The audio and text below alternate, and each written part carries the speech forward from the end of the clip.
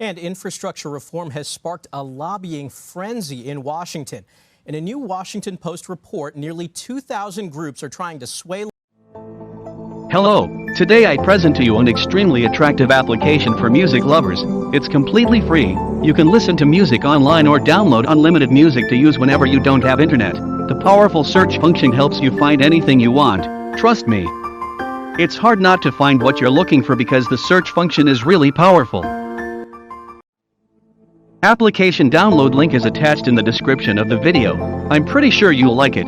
Thanks. Lawmakers on new spending for public works projects. This includes electric vehicle infrastructure and addressing legacy pollution.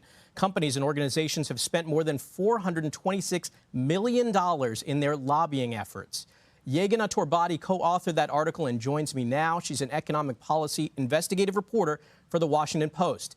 Yeganeh, can you talk more about the types of projects companies and organizations are seeking to influence the most? Right. So, this infrastructure bill presents possibly a once-in-a-generation opportunity for corporate America, as well as, of course, for the country as a whole, at large, in terms of getting this new government spending into projects that might be quite lucrative for some of these companies. So, when I speak to lobbyists in terms of what they're looking for, they're most interested in roads and bridges, and also public transit, investing money into that, as well as there's a lot of interest now in electric vehicle infrastructure. Companies, both large and small, are quite intrigued by that possibility because that would represent quite a new investment for the United States. Of course, I think up to now, most of the major lobbying effort has just been in trying to convince both Republicans and Democrats to actually come to agreement on the idea of a big investment in U.S. infrastructure. This has been kind of something that's been a goal, but actually hasn't really happened up until now. And so I think we'll see kind of some of those more specific positions of these different corporations harden and become more specific over the next few days and weeks as the Senate and later the House, continue to consider amendments and changes to this bill. So many of these lobbyists represent major companies. So how are they walking the line of advocating for infrastructure improvements and at the same time against corporate tax hikes? It's a very narrow line because, as you point out, they are arguing for increased taxpayer spending or increased, at least government-funded spending, whether that's paid for by the taxpayer now or later on in the form of deficits. But they themselves do not want to be paying higher taxes. And the way that they walk this line, at least in their conversations with me, is to argue that increasing the corporate tax rate in the United States would actually, put the brakes on the economic recovery, this post-pandemic recovery. I guess we're still in the midst of the pandemic, but sort of this economic recovery that we're in right now.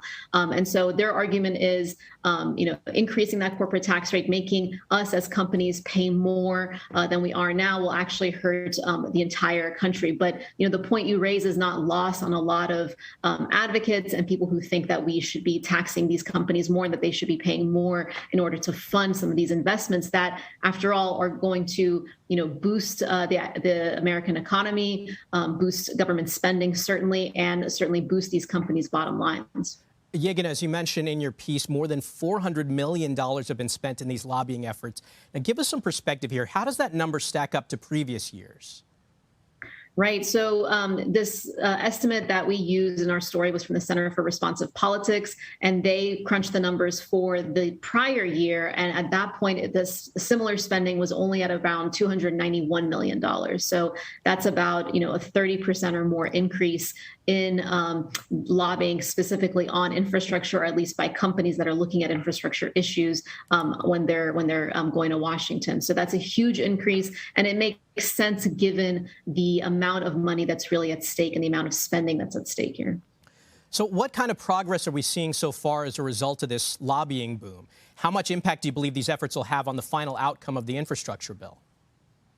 Well, it's already had an impact in terms of shaping, how the bill is paid for, or rather is not paid for. As you mentioned earlier, the CBO has said that this bill is going to add to the deficit, and one of the reasons for that is that there were some strict limits put on how the bill would be paid for. So the Biden administration doesn't want to raise taxes on anyone making under $400,000 a year.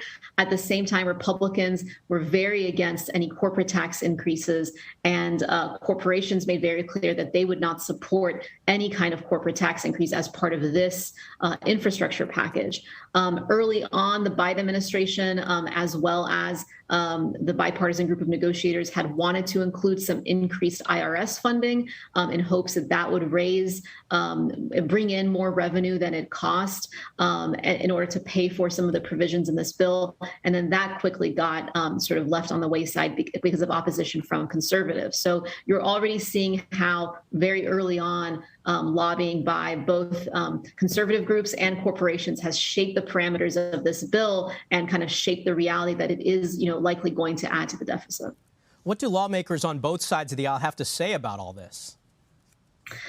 That it's still pretty unclear. I mean, it seems early on that some key Republican votes are still there for the bill, but there's not a lot of wiggle room either in the House or the Senate.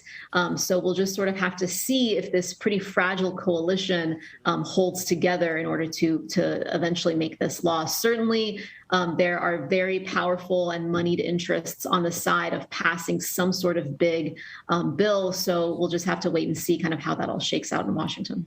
Yeganeh Torbati, thank you for your reporting. Thanks for having me.